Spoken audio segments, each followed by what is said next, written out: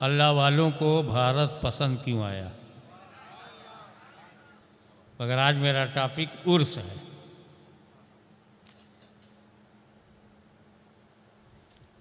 मैं जिस समाज में मैंने आंखें खोली हैं, न केवल भारतवर्ष, 30-35 मुल्कों में भी मैं गया हूं। 5 महाद्वीप, अमेरिका महाद्वीप, यूरोप महाद्वीप, अफ्रीका महाद्वीप, एशिया महाद्वीप, ऑस्ट्रेलिया महाद्वीप। ऑस्ट्रेलिया महाद्वीप में जितने देश हैं हर जगह गया हूं। एक चीज देखने को मिलती है, हमारे स्वभाव में, हमारे प्रकृति में, हमारे नेचर में मतभेद का बीज बहुत मजबूत है। इख्तिलाफ, डिस्प्यूट, मतभेद बुरा नहीं होता, कभी कभी अच्छा होता है। मनभेद बहुत बुरा होता है। हमारा देश आपके मतभेद से नहीं बिगड़ेगा, मनभेद से बिगड़ेगा।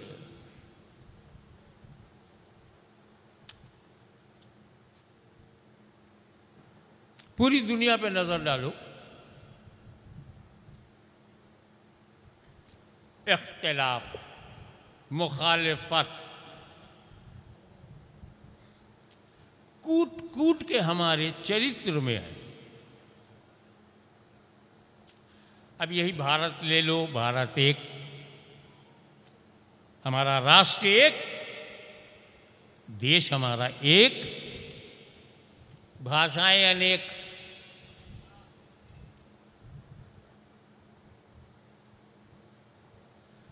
कोई मलयालम बोलता है, कोई तेलुगु बोलता है, कोई कन्नड़ बोलता है,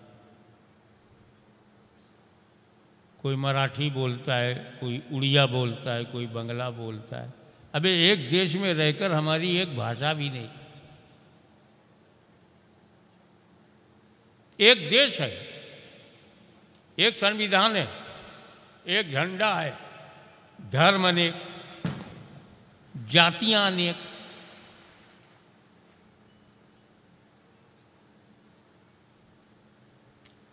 हम हिंदी भाषी हैं, मलयालम वाला हमारी भाषा नहीं समझता। केरला जाके तकरीर किस भाषा में करूं?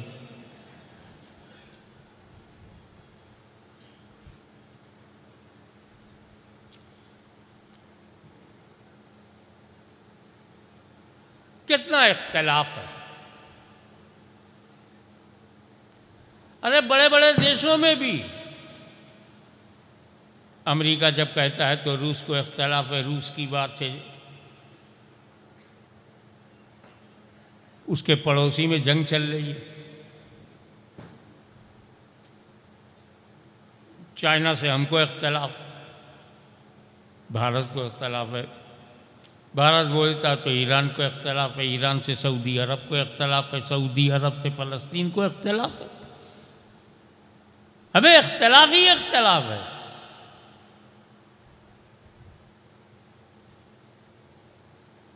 और धार्मिक भी है, राजनीतिक इख्तिलाफ है। कोई इस दल में है, कोई उस दल में, कोई ये नेता है तो वो नेता से इख्तिलाफ, राजनीतिक दलों में आपस में इख्तिलाफ।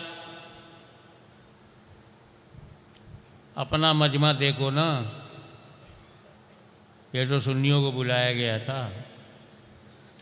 आपका इख्तिलाफ क्या बताऊं, सिर्फ सबका सर देख लो। टोपी पहने मगर टोपी में इख्तिलाफ। किसी की गोल टोपी है, किसी की लंबी टोपी है, किसी की नारंगी टोपी है, किसी पर संतरे का असर है, कोई हरी टोपी पहने, कोई और कोई साफा पहने हुए, इमामा पहने हुए, पगड़ी पहने हुए, कोई कश्मीरी टोपी लगाई बैठे। और सबसे ज़्यादा इख्तिलाफ तो मेरा जाहिर है।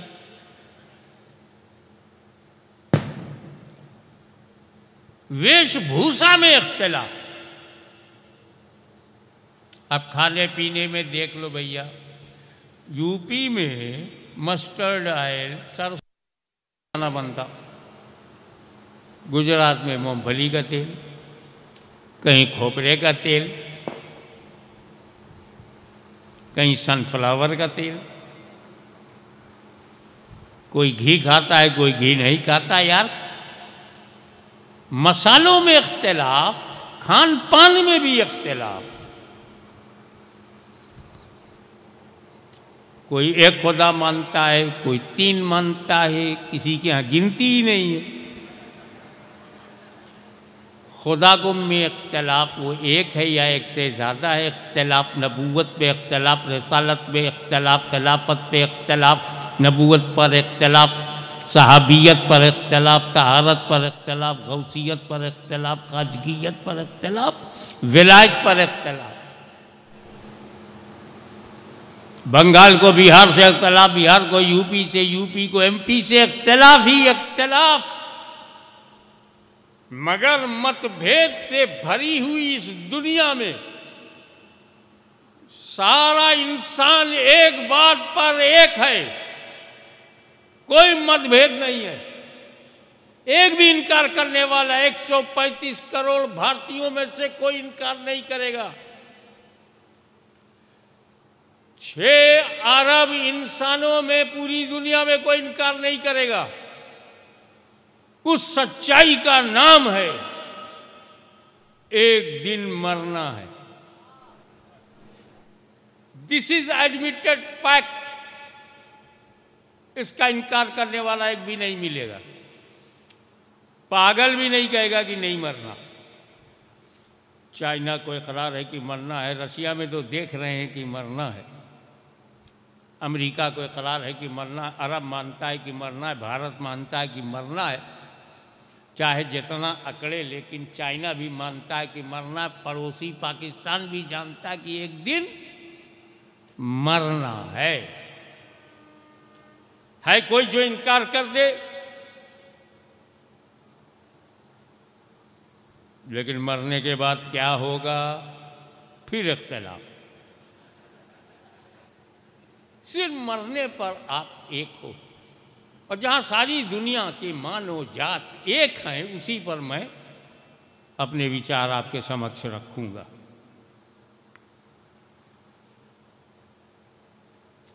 मरना है एक ऐसी सच्चाई है जिसको कुरान नहायत फसीह हो बलीग अंदाज में बोल रहा है, कुल्लु नफ्सिन ज़ाइक़तुल मौत। हर नफ्स को, हर जीव को, हर नफ्स को मौत का मज़ा चखना है। ज़ाइक़तुल मौत है, सिर्फ मौत नहीं है, ज़ाइक़तुल मौत, मौत का मज़ा चखना है। हमें तो मौत में मज़ा होगा तभी तो चखना है। लोग मौत से डराते हैं, कुरान ने तसल्ली दे दी, मर और मज़ा चख। मौत का मज़ा चखना है। किसको? ये का भैया, एक तो काफ़ी नहीं है का? हमको तो एक ही काफ़ी है। तो इसको तो रुख तो सही करो। अनाउंसरी से माइक नहीं ठीक होता।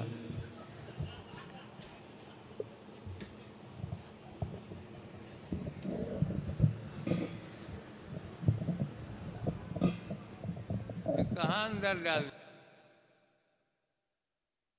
इसको मोड़ी है, नहीं होता। चलो ले जाओ।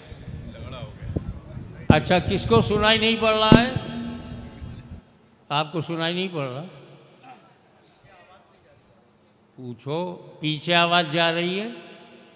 जो आवाज़ नहीं सुन रहे हैं वो हाथ उठाए। एक ही आदमी तो है। अच्छा, अब आवाज़ जा रही है? वही हाल है।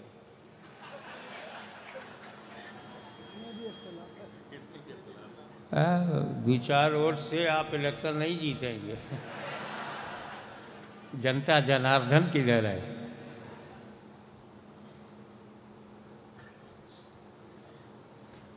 अब इसमें सोचने वाली बात है, ध्यान में किसको रखना है? बाबा ताजुद्दीन को। ध्यान में किसको रखना? हज़रत अब्दुल्ला शाह को। कुल्लु नफ्सिन ज़ाइक़तुल मौत।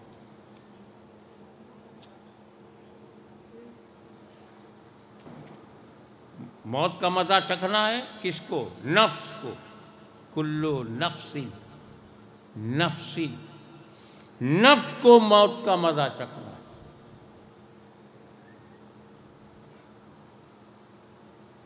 कुल्लु रूहिन ज़ाइक़तुल मौत नहीं है। आत्मा को मौत का मज़ा नहीं चखना है। आत्मा अमर है, रूह नहीं मरेगी, रूह को मज़ा नहीं चखना है। तो सारा खेल हमारा रूह ही पे तो है। हम देखते हैं, रूह के कारण बोलते हैं, रूह के कारण चलते फिरते हैं, रूह के कारण वो मरेगी नहीं। उसे मौत का मज़ा चखना नहीं है। चखना किसको है? नफ्स को। देखे कितने लोग कैच करते हैं। बात थोड़ा दरवेशाना है।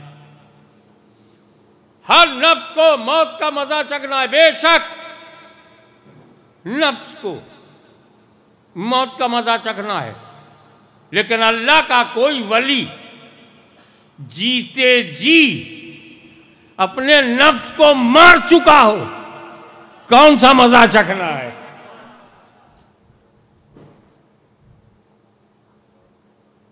ये मौत बड़ी अच्छी चीज है। पता नहीं कब आए। आपका पैदा होना पहले से मालूम हो जाता है। अब तो डॉक्टर डेट भी बताने लगे हैं, फलाने तारीख में डिलीवरी हो जाएगी। डॉक्टर साहब आप ये बताइए कौन सी डेट में मरूंगा? मौत किसी को नहीं मालूम, पैदाइश मालूम, संभावनाएं हो जाती हैं कि कब जन्म होगा।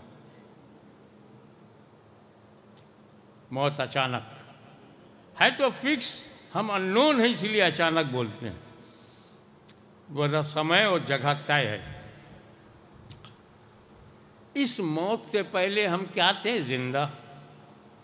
आज आप यहाँ जिंदा हैं, इससे पहले कहाँ थे? अम्मा के पेट में,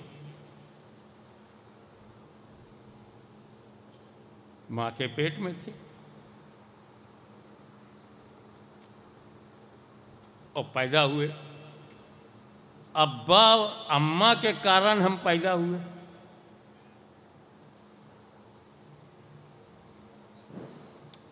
अगर तुम पैदा ना होते तो यहाँ होते?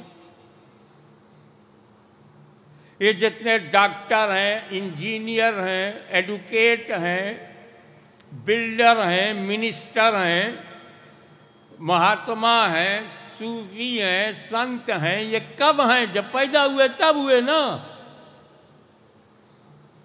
हाशमी यहां बैठ करके बोल रहा है, पैदा हुआ तब बोल रहा है।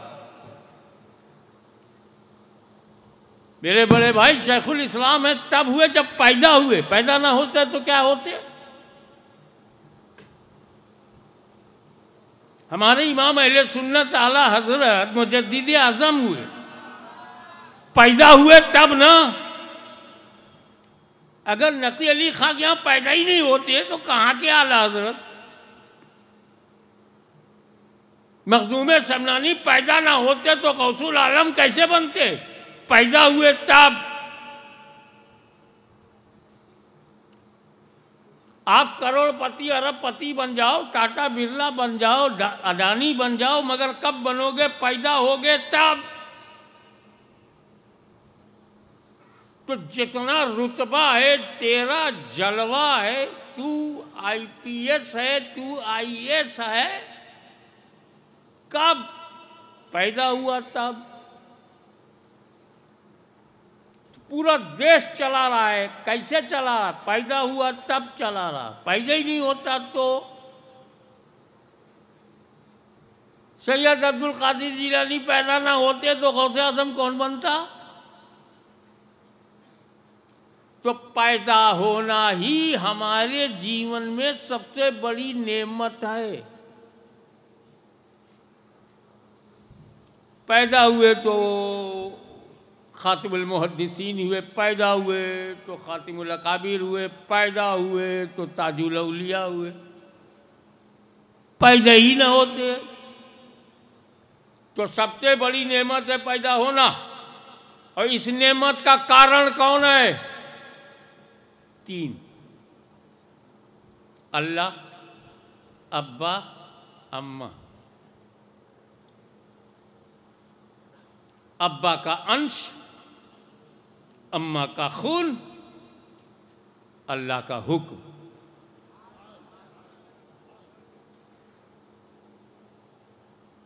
अब पैदा होने के बाद तीनों को भूल गए।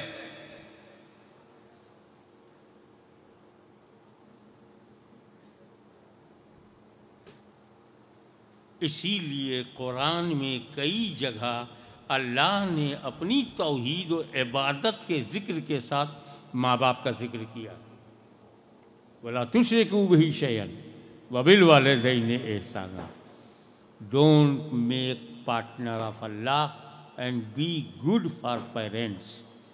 अल्लाह का शरीक न बनाओ और माँ बाप के साथ हुस्न सलूक करो। अल्लाह ने अपने शिर्क शिकन हुक्म के साथ माँ बाप, ला ताबुदू इल्ला इय्याहू, अल्लाह के सिवा किसी की इबादत मत करो, वबिल वालिदैनि इहसाना।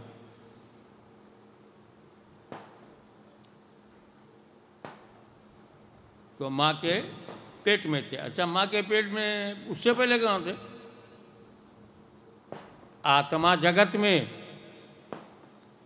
आलम अरवाह में थे, रूहों की दुनिया में। अब सुनो, हम सब थे पहले आलम अरवाह में थे। हुक्म हुआ दुनिया बदलो, हम अम्मा के पेट में आ गए। 7 महीना, 8 महीना, 9 महीना, 10 महीना, जब तक खुदा ने चाहा अम्मा के पेट में रहे। हुक्म हुआ दुनिया बदलो, हम धरती पे आ गए। 1 साल, 5 साल, 10 साल, 20 साल, 50 साल, 70 साल, 80 साल, 90 साल, जब तक खुदा ने चाहा हम यहाँ दुनिया में रहेंगे। हुक्म होगा दुनिया बदलो, हम कब्र में चले जाएंगे। 5,000, 10,000, 50,000, लाख बरस, अल्लाह जाने कितने बरस तक कब्र में रहेंगे। हुक्म होगा दुनिया बदलो, हम महशर में चले जाएंगे। महशर में अल्लाह जाने कितना टाइम लगेगा हमें। हुक्म होगा दुनिया बदलो, हम जन्नत में चले जाएंगे। अबे हम तो दुनिया ही बदलते रहे, ख़त्म कब हुए? एक मामूली बंदा सिर्फ दुनिया बदलता रहा, खत्म नहीं। हुक्म हुआ तो माँ के पेट में आ गए। लेबर पेन के कारण हम दुनिया में आ गए। कब्जे रूह के कारण कब्र में चले गए। सूरह इसराफील के कारण महशर में चले गए। मग़फ़िरत की वजह से जन्नत में चले गए। हम मरे कब? हम मिटे कब? हम ख़त्म कब हुए? मौत ने हमें कहाँ ख़त्म किया? मौत ने तो सारी दुनिया बदल दी। दुनिया बदलते चले गए। तो जो मौत एक साधारण सुन्नी को मुर्दा ना बना सकी, वो अल्लाह के वलियों को मुर्दा कैसे बनाएगी?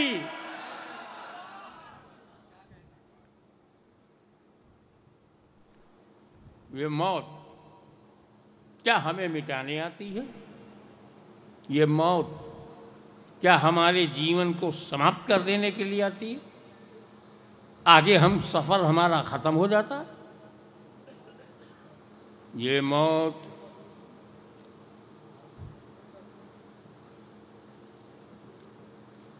मिटाने आती है।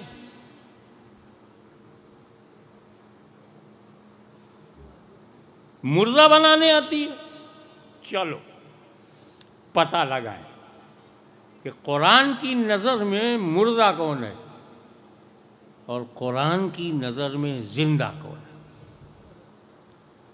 डॉक्टर साहब, आप अपनी डायग्नोसिस अपने पास रखिए, हम उसी को मुर्दा कहेंगे जिसे कुरान ने मुर्दा कहा है, और उसे जिंदा हर हाल में कहेंगे जिसे कुरान ने जिंदा कहा है।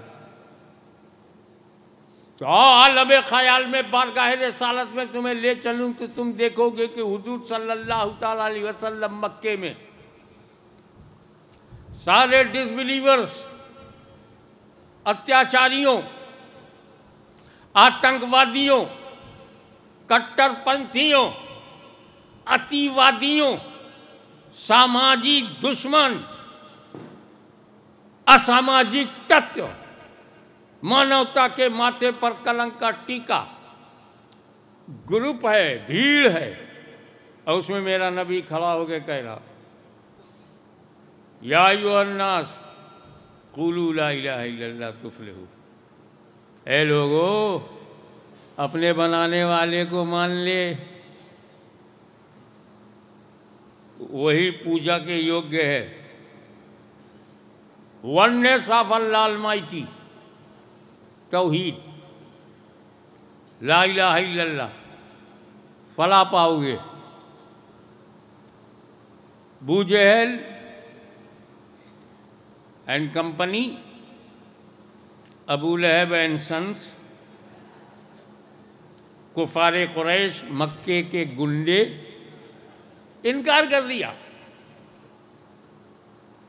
आई कांट एक्सेप्ट। हुजूर ने इसरार बढ़ा दिया, काफिरों ने इनकार बढ़ा दिया।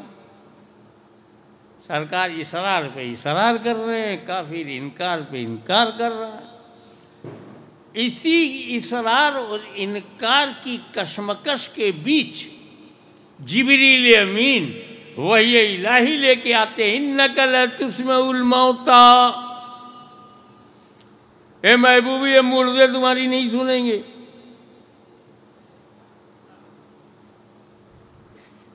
उलमा भी बैठे हुए हैं। यहाँ पे कुरान ने कल मौता नहीं कहा है, मुर्दे की तरह नहीं कहा है, मुतलक मौता।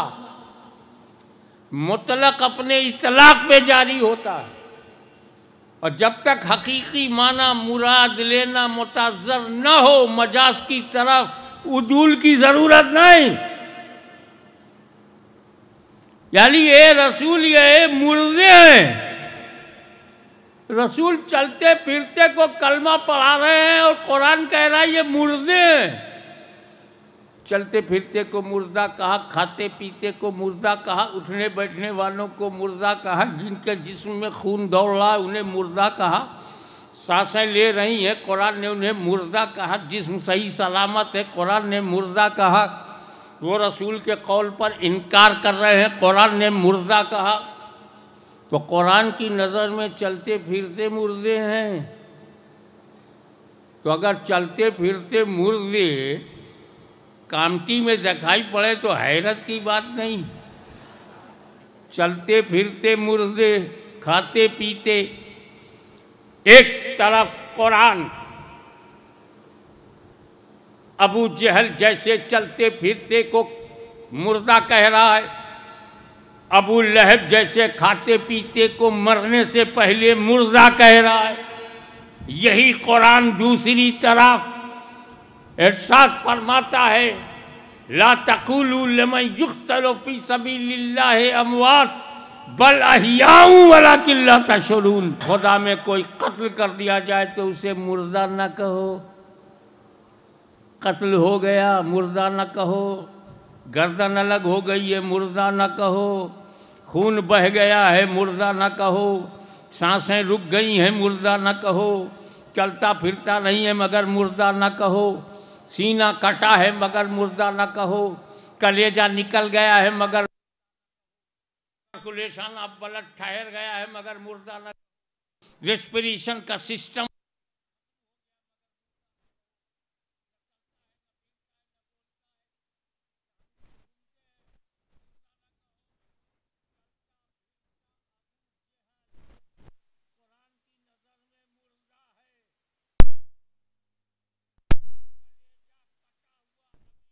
हमजा जिंदा है, जंगे उहुद में वो जिंदा है, गर्दन कट गई जिंदा है, शोहदाए उहुद जिंदा है, शोहदाए बद्र जिंदा है, शोहदाए करबला जिंदा है। अबू जहल मुर्दा है, काफिर मुर्दा है, मुशरिक मुर्दा है, कुफार कुरैश मुर्दा है। अब पता लगाओ वो मुर्दा कैसे हुए। मलकल मौत ने रूह कब्ज नहीं किया, अबू जहल मुर्दा कैसे? अमीर हमजा की रूह को कब्ज कर लिया गया तो जिंदा कैसे? पता चला मौतो जिंदगी का मामला मलकल मौत के आने जाने पर नहीं है। अबू जहल की रूह कब्ज नहीं की, कुरान ने मुर्दा कहा। अमीर हमजा की रूह कब्ज कर ली, कुरान ने जिंदा कहा। तो जिंदा मुर्दा होना मलकल मौत पे डिपेंड नहीं है। बात सिर्फ इतना है, दो जुमले में बता दूं। अबू जहल की गद्दारी ने, अबू जहल की गद्दारी ने उसे जीने नहीं दिया और अमीर हमजा की वफादारी ने उन्हें मरने नहीं दिया।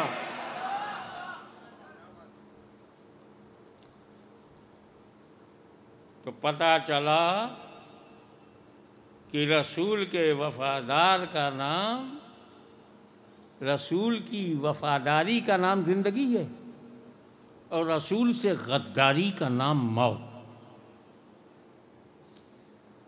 तो हज़रत शेख मुहक्किक ने जितने गद्दारों के नाम बताए हैं, अल्लामा फजल हक खैराबादी ने जितने गद्दारों के नाम बताए हैं, आला हज़रत अज़ीमुल बरकत ने जितने गद्दारों के नाम बताए, उन्हें जिंदों में समझना मत, क्योंकि रसूल का वफादार जिंदा है, रसूल का गद्दार मुर्दा।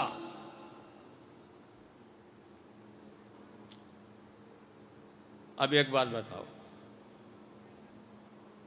कभी तुमने मुर्दों में लेते देते गिव एंड टेक, मुर्दा दुकान पर बैठकर सामान बेच रहा है, कभी देखा? मुर्दा किसी दुकान पर कोई सामान ले रहा है, कभी देखा? लेना देना मुर्दों में है क्या? कभी अगर कब्रिस्तान से एक मुर्दा कफन फाड़ के पान की दुकान पर आ जाए, दे दे मेरे को एक बीड़ा पान, अरे ये कब्रिस्तान से आया है, भाग खाओ, ले ले पूरी दुकान, छोड़ मेरी जान। जब मुर्दा अगर आ रहा है, मुर्दा जा रहा है, तो अच्छे अच्छे का होश उड़ जाए। मुर्दों में लेना देना जिंदों में है। जिंदा लेता है, जिंदा देता है। जब देता है तो उसे दुकानदार कहते हैं और जब लेता है तो उसको ग्राहक कहते हैं। ये लेन देन जिंदों में। और एक बात बताऊं, लेन देन में बड़ा फर्क है। वही क्या? जो दुकानदार को पसंद है वो मैं देता हूँ और जो मुझे पसंद है वो दुकानदार देता है। एक दूसरे की पसंद मालूम होना। दुकानदार की पसंद है रुपया हो, गांधी जी का फोटो हो। हमारी पसंद ये है कि भैया 2 किलो आटा दे दो।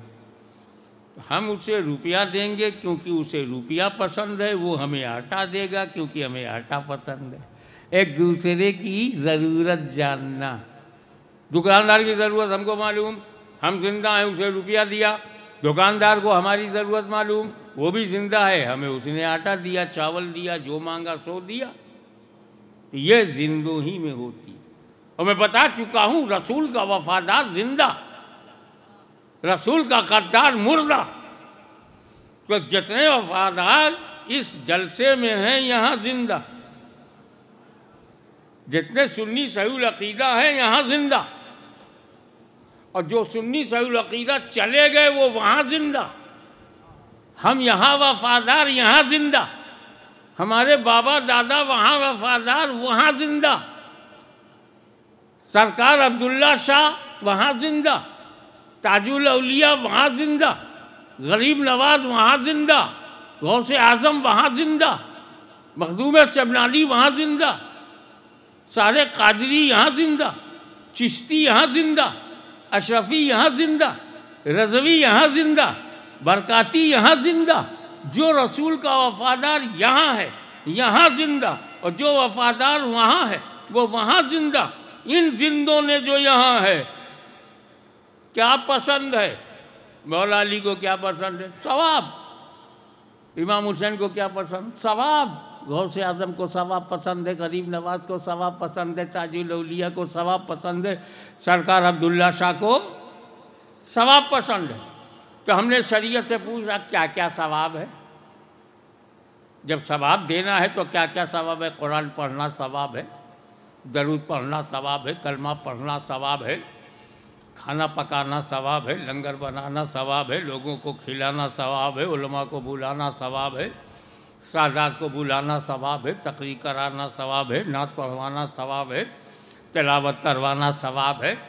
10-12 सवाब के लिए सैकड़ों लोग बैठे, कलमा लाखों पढ़ डाला, दरूद लाखों पढ़ डाला, और जब कई करोड़ सवाब हो गया तो ले करके कर दिया ईसाले सवाब।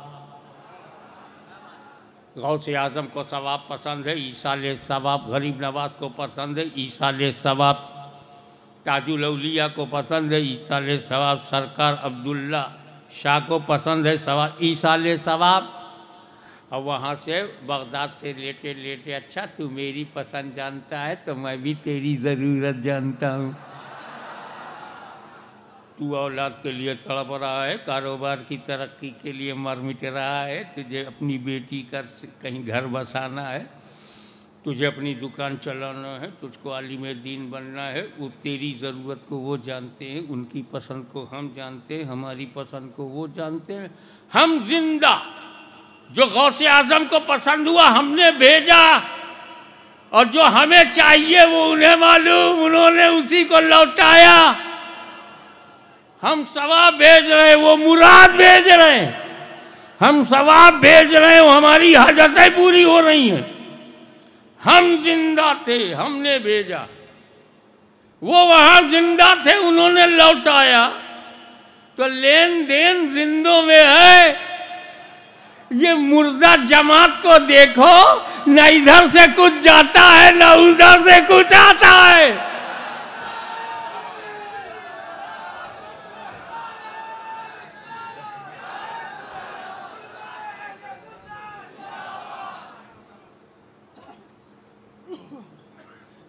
ये सहराए नज्द की थिरकती हुई लैला,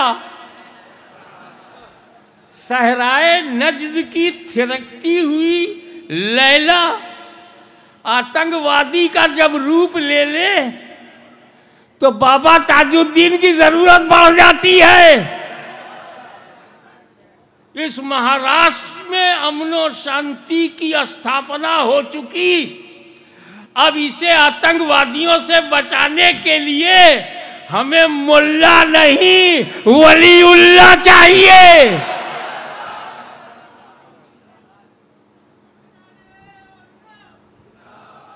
हम सुन्नी मुसलमान कश्मीर से कन्याकुमारी तक अमन और शांति का जो संदेश फैलाते हैं, उसमें न लश्कर तौयबा की कोई जगह, न हिज़्बुल मुजाहिदीन की कोई जगह, न ये अलकायदा जो बेकायदा है, बगदादी कायदा भी नहीं मालूम। ये मुल्ला उमर, ये बिन लादीन, बिन लादीन, नो रिलीजियन। इनसे कहो हम सुन्नी मुसलमान भारत का काय को मुल्ला उमर को लेगा जब अपने पास हजरत उमर है।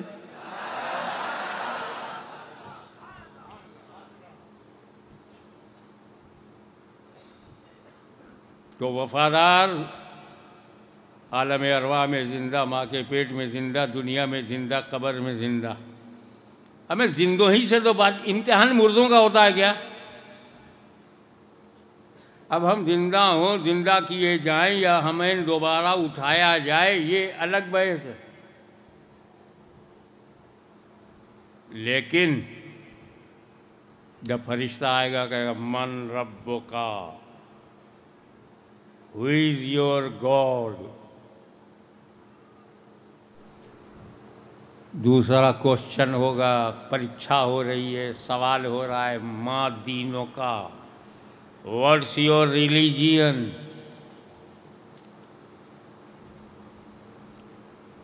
धर्म पूछा जा रहा है, क्या रिलीजियन है।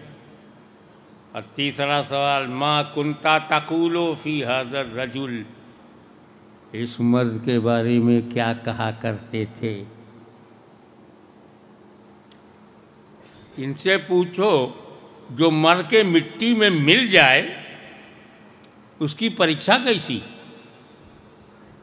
और अगर कोई आम आदमी मरकर मिट्टी में मिल गया तो जिंदा तो किया जा रहा है। और उससे पूछा जा रहा है मन रब्बों का। तो दो किस्म के लोग जाएंगे, बिलीवर एंड डिसबिलीवर। जो बिलीवर होंगे, मोमिन होंगे, मन रब्बों का जवाब देंगे रब्बी अल्लाह। माँ दीनों का, दीनिल इस्लाम। मा कुंता तक़ूलु फ़ी हाज़ा रजुल हाज़ा नबियुना मुहम्मदुर रसूलुल्लाह। और डिसबिलीवर हुआ तो क्या कहेगा, मन रब्बों का जवाब देगा हा हा लादरी। माँ दीनों का, हा हा लादरी। माँ कुंता तक़ूलु फ़ी हाज़ा रजुल, हा हा लादरी, sorry sorry I don't no.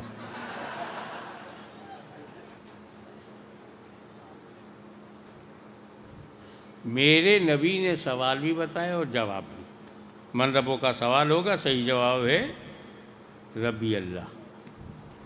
यहाँ महाराष्ट्र में भी तो परीक्षा होती है। हमारे बहुत सारे बच्चे मिले, हाई स्कूल में पढ़ रहा हूँ, इंटरमीडिएट में।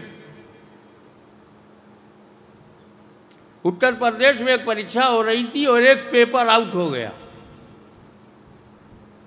परीक्षा रद्द हो गई।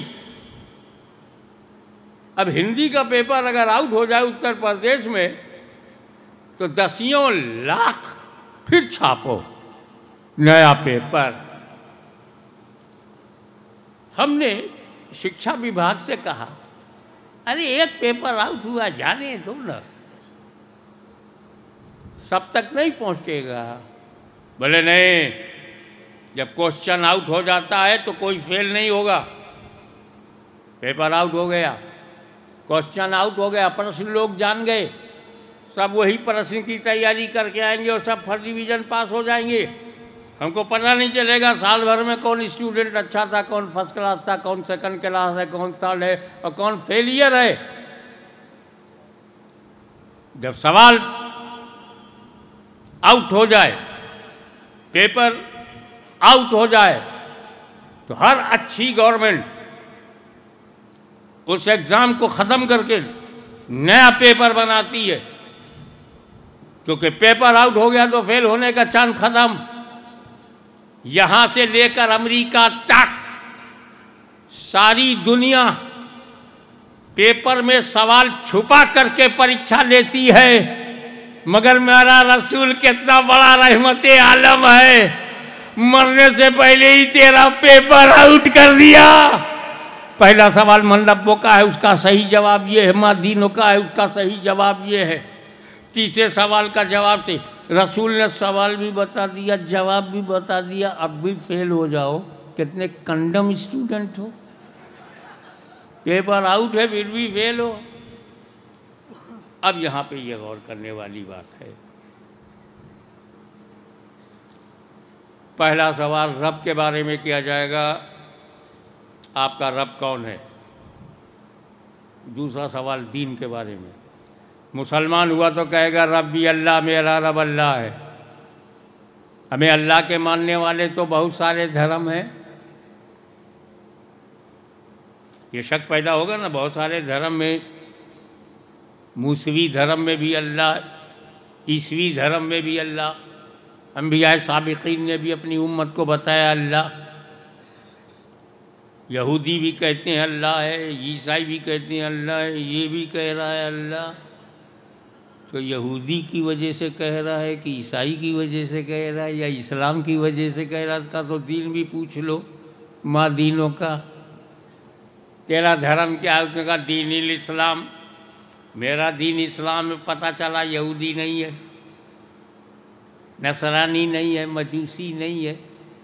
शक निकल गया। इस्लाम। अब इस्लाम कहने के बाद तो सवाल ख़त्म करो ना। अल्लाह को मानता है, इस्लाम को मानता है। जब इस्लाम को मानता है तो सब कुछ मानता है। अब सवाल ख़त्म करो। दावा कर रहा है इस्लाम का तो इस्लामी तो है। इस्लामी जब हो गया तो आगे सवाल की क्या ज़रूरत? बोले है इस्लाम में भी तो बहुत से फ़िरक़े हैं, पता नहीं किस फ़िरक़े का, ज़रा वो भी पता लगा लो। ये मेरे महबूब को क्या कहा करता था? माँ तक़ूल फ़ी हाज़ा रजुल नहीं है, माँ कुंता तक़ूल। जब मुज़ारे पर काना या कुंता दाखिल होता है तो इस्तिमरार का माना पैदा होता है। क्या कहा करते थे, क्या कहते हो नहीं। फरिश्ता पूछ रहा है कि इस मर्द के बारे में क्या कहा करते थे, और ये हैं कौन? एक सवाल में दो सवाल है। पहला, रसूल को पहचानते हो कि नहीं, और दूसरा, तेरी आदत क्या थी? माँ कुंता तक़ूल, क्या कहा करते थे? तो सुन्नी तो कह देगा हमको या रसूल अल्लाह कहा करते थे, या नबी अल्लाह कहा करते थे। इन बदबख्तों, दहशत गर्दों और नजदी और वहाबी तहरीक से पूछो ये क्या कहा करते थे। हम तो या नबी अल्लाह कहा करते थे, या हबीब अल्लाह कहा करते थे, या खैरा खल्क़िल्लाह कहा करते थे। तो इसीलिए फरिश्ते ने नहीं पूछा क्या कहते हो, पूछा क्या कहा करते थे। आदत का भी इम्तिहान है और मारिफत का भी इम्तिहान है। अब इसमें एक लफ्ज़ है कि जब ये सवाल होगा कि क्या कहा करते थे, तो हुजूर सल्लल्लाहु अलैहि वसल्लम जलवागर होंगे। मन रब्बो का, अल्लाह का जलवा नहीं देखा है, अल्लाह के बारे में पूछ लिया। माँ दीनों का, कुरान वहाँ नहीं लाया गया और दीन पूछ लिया गया। मगर माँ कुंता तक़ूल फ़ी हाज़ा रजुल, जब नबी के बारे में पूछा क्या कहा करते तो नबी का जलवा सामने। हुजूर आ गए, हुजूर आ गए। उम्मती ने सरकार को देखा तो कभी नहीं देखा था, वो देखा। वो चेहरा जिसे सिद्दीक़ अकबर ने देखा था, सहाबा ने देखा था, अहले बैत अतहार ने देखा था, उसे वो सुन्नी मुसलमान देख रहा है। इसीलिए कामती के इस इतिहासक पवित्र पावन धरती पर हाशमी चुनौती देता है कि मौत, मौत मदीने के वीजा से ज्यादा कीमती है। I respect visa of Medina, visa of Mecca. I respect, मेरे मन में बहुत सम्मान है, आदर है। लेकिन जब मदीने का वीजा तेरे को मिलेगा, तू मदीना जाएगा, क्या देखेगा? मस्जिद नबवी, मेहराब नबवी, सुनहरी जाली, गुंबदे खजरा। तो वीजा गुंबदे खजरा दिखलाता है और मौत मुस्तफा का चेहरा दिखलाती है। तो जो लोग दर्शन करना चाहते हैं, आंखों से नबी को देखना चाहते हैं, और मौत के अलावा कोई रास्ता नहीं है, मरेंगे, कब्र में जाएंगे, सवाल होगा तब देखेंगे, तो ये मौत तू आ, झूम के आ, मस्ती से आ, जिस हालत में आ, मस्जिद में आ, बाजारों में आ, सड़कों पे आ, लिंचिंग में आ, जुल्मों में आ, अत्याचारी के माहौल में आ, हम तेरा स्वागत करते हैं, क्योंकि हम जान गए मौत हमें मिटाने नहीं नबी से मिलाने आती है।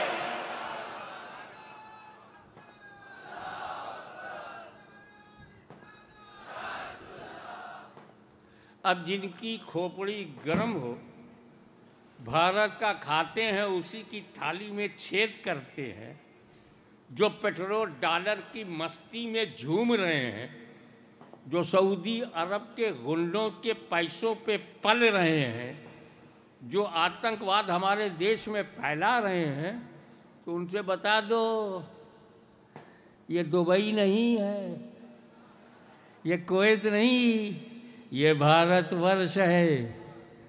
जब तक फजले हक खैराबादी का फतवा रहेगा, भारत की आज़ादी का जलवा रहेगा। घबराओ मत। भारत की धरती पर जो भारत के धरती पुत्र हैं, तो तुमसे पंगा लेने के लिए 24 घंटा तैयार है। हालांकि हमें 24 पसंद नहीं है, हम 25 घंटा कर देंगे। अब मुस्कुरा कर जब आप रिलैक्स हो गए हैं तो कहते क्या है, हुजूर कब्र में नहीं आते। अच्छा, ये तेरे को किसने बताया? थाना भवन ने। ये इन्फॉर्मेशन कहाँ से निकाला है? व्हाट्सएप यूनिवर्सिटी में रहता है। ये फेक न्यूज़ कहाँ से लाया? वो नहीं आते हैं। नहीं ऐसा है,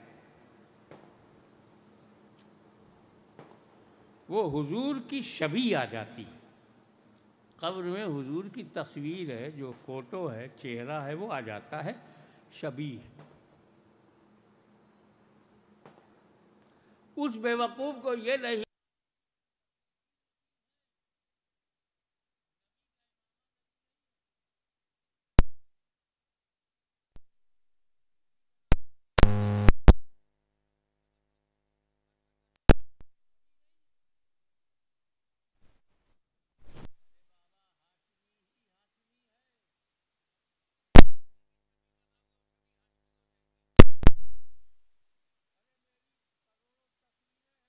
करोड़ों हाशमी हैं।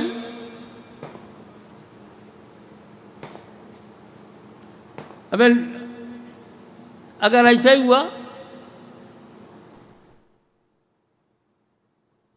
तो बैरम खां के ऊपर, बैरम खान ऐसे ही फर्जी, कोई अगर बैरम खां हो तो बुरा ना माने।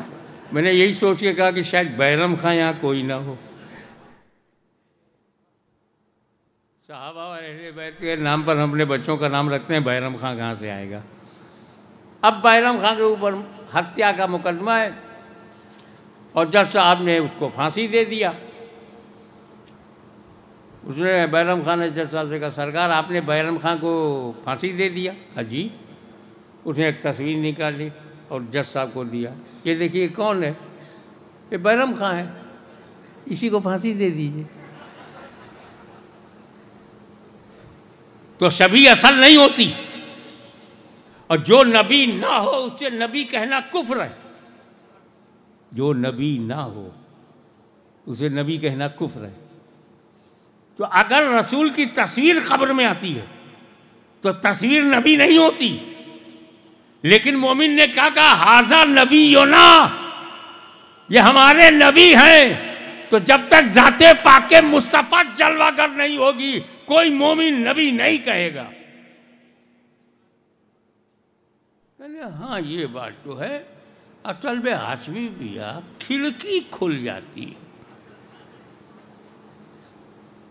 खिड़की खुल जाती है। कैसे? सरकार मदीने की कब्र में है, हाँ, और कामटी में हजरत अब्दुल्ला शाह साहब है, बिल्कुल दोनों कब्र में। हाँ, तो जब मुर्दे को कब्र में डाला जाता है तो इस कब्र से और गुंबद खजरा में जो सरकार की कब्र है, खिड़की खुल जाती है। अबे मैंने कहा खिड़की खुलेगी या सुरंग होगी?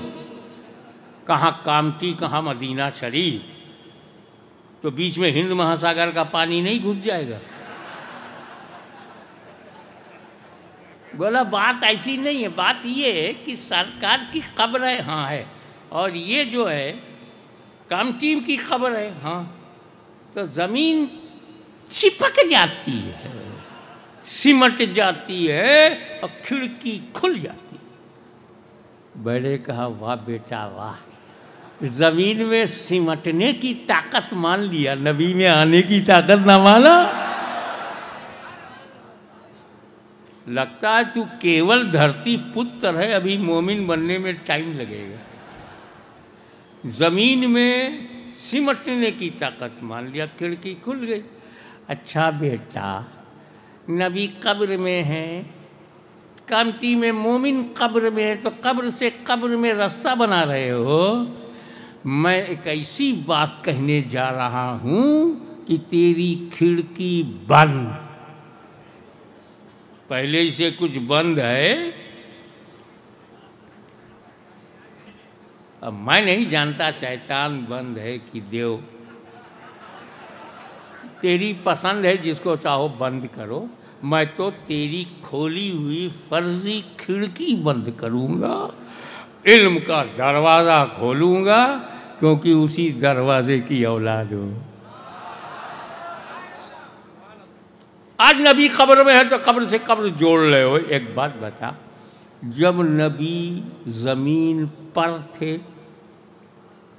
हयाते ज़ाहिरी में थे, चलते फिरते खाते पीते थे, नबी ज़मीन पर, और नबी के सामने सहाबी का हो गया इंतकाल। नबी ने उस सहाबी को नहलवाया, कफनाया, नमाज जनाजा पढ़ाया, सारे सहाबा को लेके जन्नतुल बकी में गए, उस सहाबी को कब्र में उतारा, उसको आखिरी मिट्टी दिया, दुआए मग़फ़िरत फरमाया, और सारे सहाबा को लेकर जन्नतुल बकी से मस्जिद नबवी की तरफ चल पड़े। पहले वहाँ अहले बैत की एक गली थी जिसे तोड़ दिया गया, उसी गली से वो बाबे जिब्रील या बाबुल निसा की तरफ सहाबा को लेकर जन्नतुल बकी से बाहर निकले। इतने में फरिश्ता आया, सहाबी को जगाया, पूछा मन रब्बो का, तेरा रब कौन है? रसूल अपने सहाबा को लिए हुए मस्जिद नबवी की तरफ बढ़ रहे हैं। सहाबी ने जवाब दिया रब्बी अल्लाह, मेरा रब अल्लाह है। रसूल अपने सहाबा को लेकर के और आगे चले गए। उसने पूछा माँ दीनों का, तुम्हारा दीन क्या है? तो रसूल अपने सहाबा को लिए हुए बाबे जिब्रील के करीब पहुँच गए। सहाबी ने जवाब दिया दीन इस्लाम, मेरा दीन इस्लाम है। रसूल अब बिल्कुल मस्जिद नबवी के पास सारे सहाबा के साथ पहुँच गए। फिर फरिश्ते ने पूछा मा कुंता तक़ूलु फी हाज़र रजुल, इस मर्द के बारे में क्या कहा करते थे? तो सहाबी कब्र में रसूल को देख रहा है, सिद्दीक़ अकबर जमीन के ऊपर देख रहे हैं। ऊपर सहाबा के साथ जमाते सहाबा रसूल को अपने झुरमुट में देख रही है। सिद्दीक देख रहे हैं, फारूक देख रहे हैं, उस्मान देख रहे हैं, अली देख रहे हैं। सारे सहाबा कराम जो उस वक्त मौजूद है वो सब रसूल को मस्जिद नबी में देख रहे हैं। और सहाबी कब्र में देख रहा है, रसूल ऊपर है, सहाबी कब्र में। अब कौन सी खिड़की खोलोगे? अरे खिड़की खोलना बंद करो और ऐलान कर दो कि अल्लाह ने अपने महबूब को वो कुव्वत कुद्सिया अता की है। मेरे महबूब जब चाहो जहां चाहो जा सकते हो।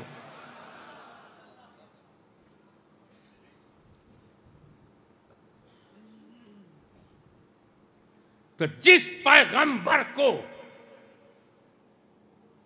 कामटी में एक गरीब की कब्र में आने से नहीं रोका जा सका, जिस पैगंबर को भारत की धरती में आने से हिंद महासागर की मौजें न रोक पाए, जिसे हिमालय की बुलंदी न रोक पाए, जिसे पासपोर्ट का सिस्टम न रोक पाए, जिसे विदेश मंत्रालय न रोक पाए, बड़ी से बड़ी ताकत जो नबी को कब्रों में आने से नहीं रोक सकती, कामती के गरीबों की कब्रों में आने से जब रसूल को नहीं रोका जा सकता तो उस रसूल को अपने मीलाद में आने से कैसे रोकोगे, अपनी मजलिस में आने से कैसे रोकोगे।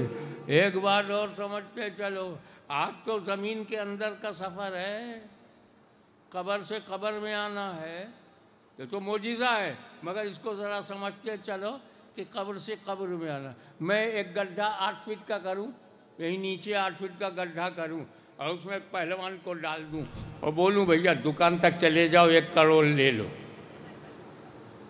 कोई बोलेगा हाशमी मियाँ 1 करोड़ आप देंगे कहाँ से? मैंने कहा ये गड्ढे से निकलेगा कहाँ, मेरे को देना कहाँ है, गड्ढे में रह करके दुकान तक कैसे जाएगा? क्योंकि ज़मीन के अंदर चलना इम्पॉसिबल है, ज़मीन पर चलना। और अगर कहूँ ज़मीन पर चलो का 10 रुपये में चला जाऊँगा, 1 करोड़ में ज़मीन के अंदर नहीं चल रहा है, 10 रुपये में ज़मीन के ऊपर दौड़ने को तैयार है, क्योंकि ज़मीन पर चलना आसान है, ज़मीन के अंदर। तो जब मेरा नबी को अंदर ही अंदर आने से ज़मीन न रोक पाए तो धरती पर आने से कौन रोक पाएगा, फर्श पर आने से कौन रोक सकता है। एक बात मैं क्लियर कर दूं, मीलाद में रसूल आते हैं ये हमारा दावा नहीं है, न ये हमारे मुजद्दिद का दावा है, न हमारे मुहद्दिस का और न हमारे मुफ्ती का कि रसूल आते हैं। दावा ये है आ सकते हैं।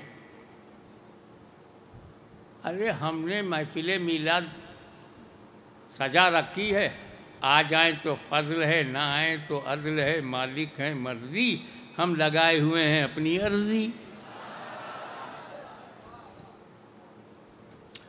तुम रोक नहीं सकते। जब भूगोल न रोक पाए, हिमालय पर्वत न रोक पाए, हिंद महासागर न रोक पाए, ये मुल्ला रोक लेगा?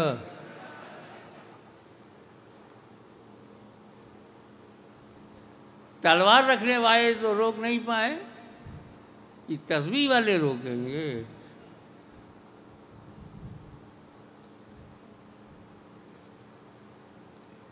अपने घर को तो घर नहीं बनाया, अल्लाह के घर को अपना घर बना डाला, ये रोक पाएंगे?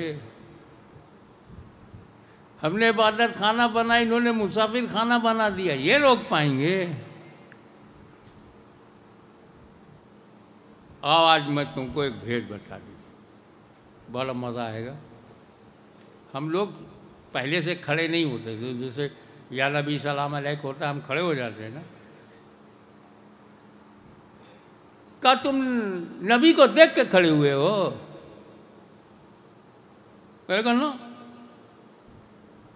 तब क्यों खड़े हुए? आप लोग सलाम में खड़े होते तो नबी को देख के नहीं खड़े होते। आज मैं क्लियर कर दूं, क्यों नबी को देखे बगैर खड़े हुए? पावर मिलेगा जवाब देने का। ऐसा है कि मीलाद की महफिल सजी हुई थी, नात शरीफ पढ़ी जा रही थी, ईमान वाले, मार्फत वाले, शरीयत वाले, तरीक़त वाले बैठ कर के हुजूर की मीलाद पर मंजूम नजराने अक़ीदत। इतने में रूहानियत मुस्तफ़ा जलवागर हो गई। मीलाद पसंद आया, महफिल पसंद आई, सरकार आ गए, सारे सुन्नी बैठे हुए हैं, नात हो रही है, सरकार आ गए, सारे सुन्नी बैठे हुए हैं। उसी महफिल में एक वली था, उसने नबी को देख लिया। वली ने नबी को, वली खड़ा हो गया, सरकार आ गए, वली ने देख लिया, वली खड़ा हो गया। सुन्नियों ने नबी को देखा नहीं, सुन्नियों ने देखा वली खड़ा हो गया है, तो सुन्नी खड़े हो गए। अबे नबी को देख के वली खड़ा हुआ है, वली खड़ा हुआ, ये सुन्नियों ने देखा। शाह अब्दुल अजीज़ को खड़ा सुन्नियों ने देखा, फजले खैराबादी को खड़ा सुन्नियों ने देखा, खातिमुल अकाबी सैयदना अली रसूल मारा रवी को खड़ा देखा, हाजी इमदादुल्ला महाजिर मक्की को खड़ा देखा, आला हज़रत अज़ीमुल बरकत को खड़ा देखा, मुफ्ती आज़म हिंद को खड़ा देखा, मुहद्दिस आज़म हिंद को खड़ा देखा, हम शबीह गौस आज़म सरकार अली हुसैन को खड़ा देखा, सरकार बुरहानपुर अब्दुल गफूर अशरफी को खड़ा देखा, मुजाहिद मिल्लत को खड़ा देखा, मीर शरीयत को खड़ा देखा, हुज्जतुल इस्लाम को खड़ा देखा। नबी आया, वली ने देखा, वली खड़ा हो गया। हमारे मजमे में वली था, सुन्नियों ने देखा वली खड़ा है तो सुन्नी भी खड़े हो गए। तो हम ये नहीं कहते कि नबी को देखकर हम खड़े हुए हैं, हमने वली को खड़ा देखा है, मुहद्दिस आजम को खड़ा देखा है, मुफ्ती आजम को खड़ा देखा है, हमने मुफ्ती आजम महाराष्ट्र अब्दुल रशीद खान साहब को खड़ा देखा है, हमने बुजुर्गों को देखा है, वलियों को देखा, खड़े हो गए। तो हम तो वली को देखकर खड़े हुए हैं। इनकी बदकिस्मती देखो, इनके इज्तिमा में नबी जाता नहीं, वली होता नहीं, तो काहे को खड़े हो?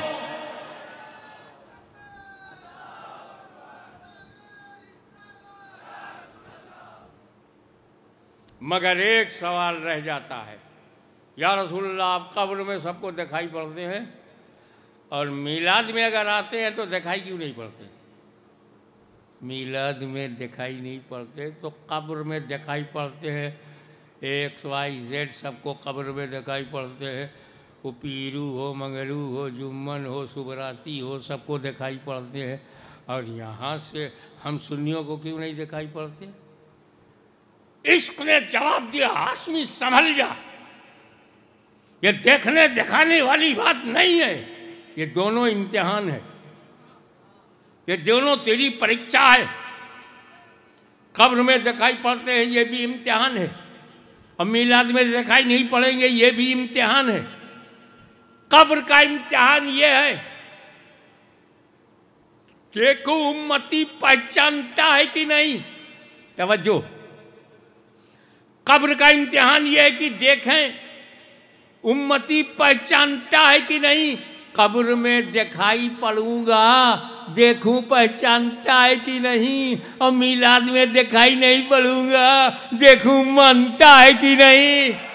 तो जो यहाँ मानता है वहाँ पहचानता है, जो यहाँ मानता नहीं वहाँ पहचानता नहीं। और जैसे ही ये बात मुकम्मल होगी, फरिश्ता कहेगा नम कनौमतिल उरूस, सो जा। उरूस का लफ्ज़ अरबी में ऐसा है कि जो दूल्हा और दुल्हन दोनों के लिए बोला जाता है। दुल्हन की तरह, दुल्हन की नींद, कनौमतिल उरूस, दुल्हन की नींद की तरह सो जा। सो जा ही नहीं है, दुल्हन नींद में चला जाए, ये भी नहीं है, दुल्हन की नींद। अब जिनकी जिनकी शादी हुई उन्हें तजर्बा हुआ होगा कि दुल्हन की नींद, जब वो घर से विदा होके ससुराल आती है, वो पहला दिन होता है, रस्में ख़त्म हो जाती हैं, ऐशा के बाद कमरे में जाती है, लेटा दी जाती है।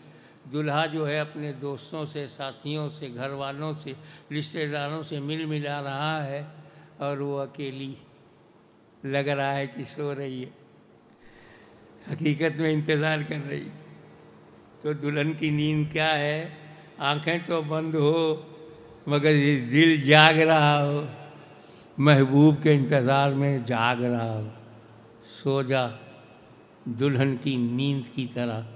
दुल्हन की नींद गहरी नहीं होती कि बेखबर हो जाए। दुल्हन की नींद ऐसी होती है जिसमें दूल्हा का इंतज़ार है, नौशा का इंतज़ार है, महबूब का इंतज़ार है, जलमों का इंतज़ार है। तो अब उस मोमिन से कहा जा रहा है ऐसी वैसी स्लीपिंग न रखना। दुल्हन की नींद उरूस की नींद। जब उरूस की नींद है तो इसी उरूस से उर्स,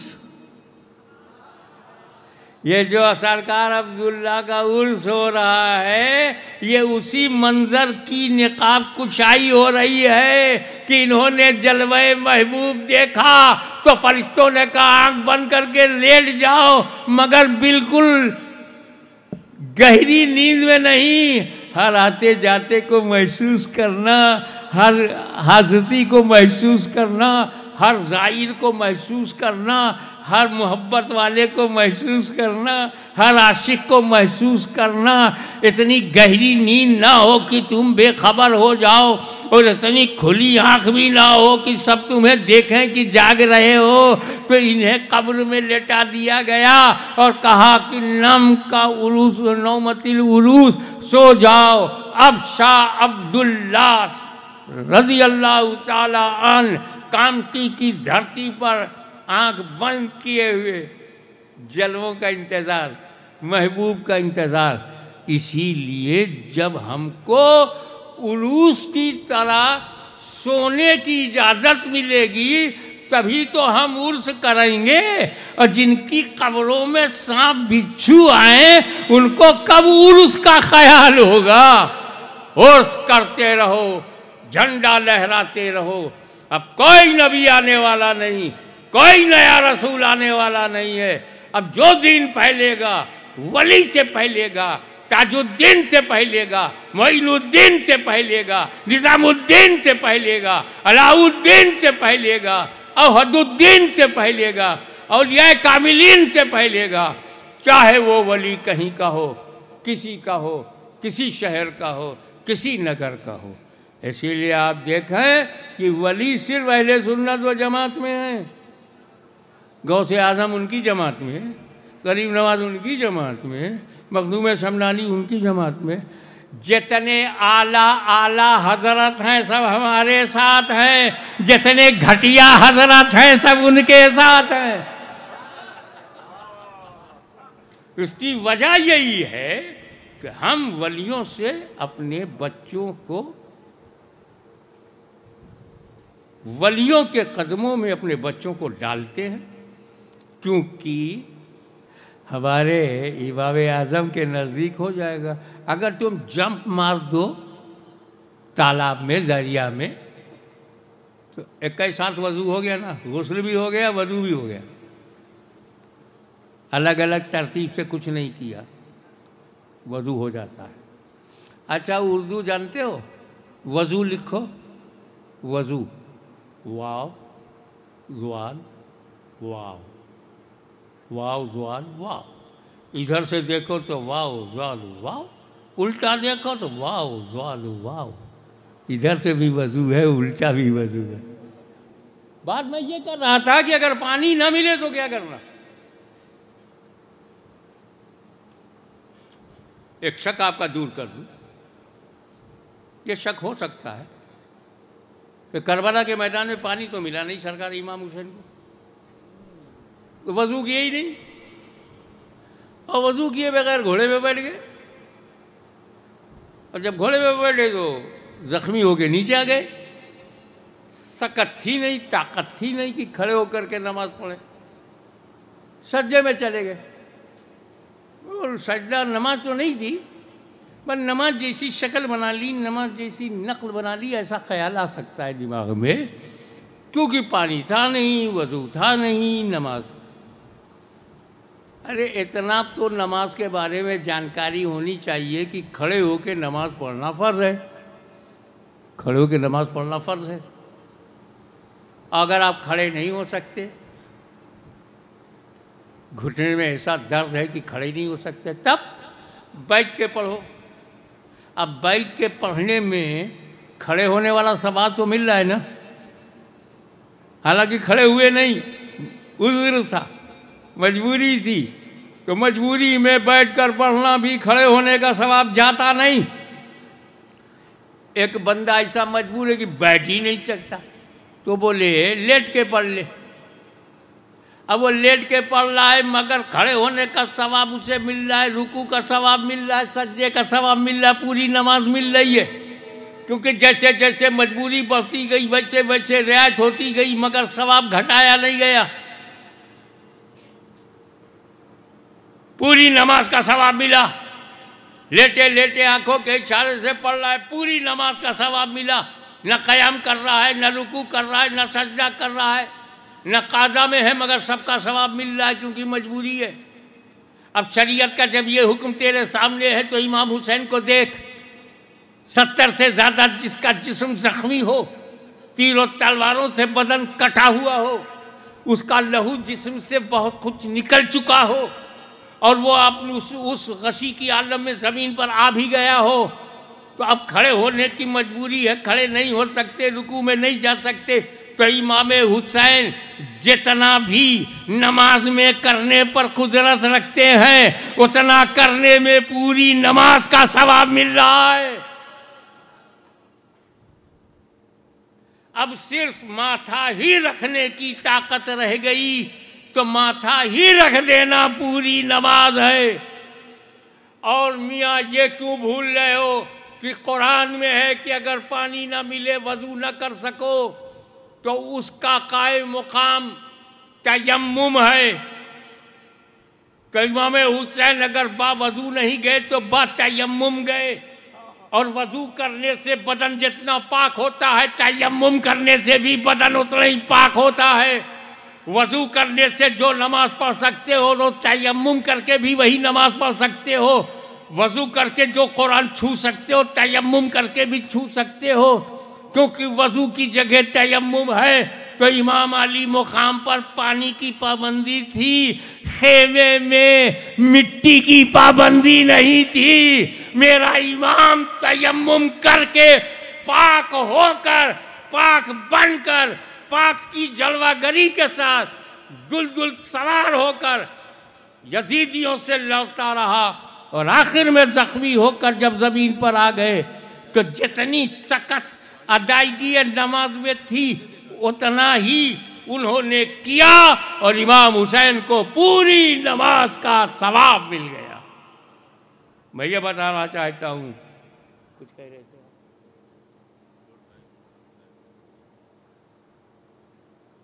चलिए, अब लगता है कि इमाम अली मुकाम पर ही इस बात को ख़त्म कर दिया जाए। अब परसों इंशाअल्लाह बारगाह ताजुल औलिया में दिन में बात होगी, खुले माहौल में होगी, खुल कर होगी। वाखिर दावाना अनिल हम्दुलिल्लाहि रब्बिल आलमीन।